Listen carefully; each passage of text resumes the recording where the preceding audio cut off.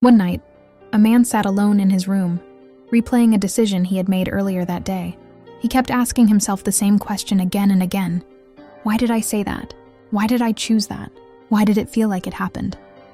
Before I even had time to think. At first, he assumed it was just stress or maybe regret, but the more he replayed the moment, the stranger it felt. Because when he looked closely, he couldn't find the exact moment where he decided. There was no clear thought, no internal debate, no conscious choice. The action happened first, and the explanation came later.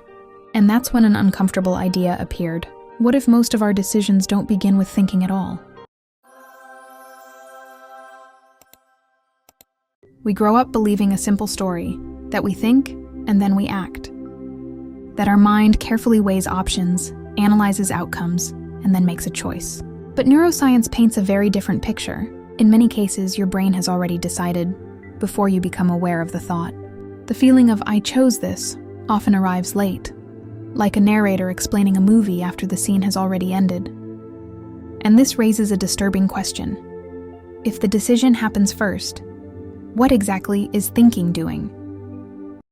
Your brain is not a single voice, it's a system. Billions of neurons, constantly processing patterns, memories, emotions, and predictions, all below your awareness. Before a thought appears in your mind, your brain has already evaluated past experiences, compared outcomes, predicted consequences, and chosen the most efficient response. By the time you hear the thought, the process is already complete.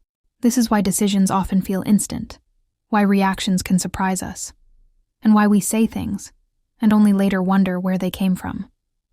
Thinking doesn't always decide, sometimes it just explains.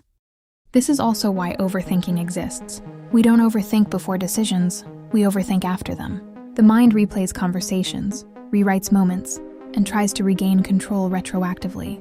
Not because it failed, but because it arrived too late. The brain made the move. Conscious thought came in afterward, trying to make sense of it. This creates the illusion of control. We feel in charge, even when the steering wheel was turned, before we noticed our hands on it. Because complete awareness would be overwhelming. If you had to consciously decide every heartbeat, every muscle movement, every emotional reaction, you wouldn't survive a single day. So the brain does what it does best. It protects you. It automates. It filters.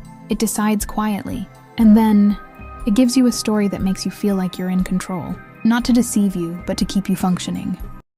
Here's where it gets interesting. If your thoughts appear after decisions, then what is the self? Are you the thinker or the observer of thoughts? Are you the one in control, or the one becoming aware of control after it happens? This doesn't mean you're powerless. It means awareness is a different kind of power. Not the power to control every thought, but the power to notice them. Maybe the mind isn't lying to you. Maybe it's translating something much deeper. And maybe freedom doesn't come from choosing every thought, but from understanding how little choosing was ever required. So here's the question I'll leave you with. If your brain decides before you think, do you believe we have free will, or just the illusion of it? I'd genuinely like to hear how you see this.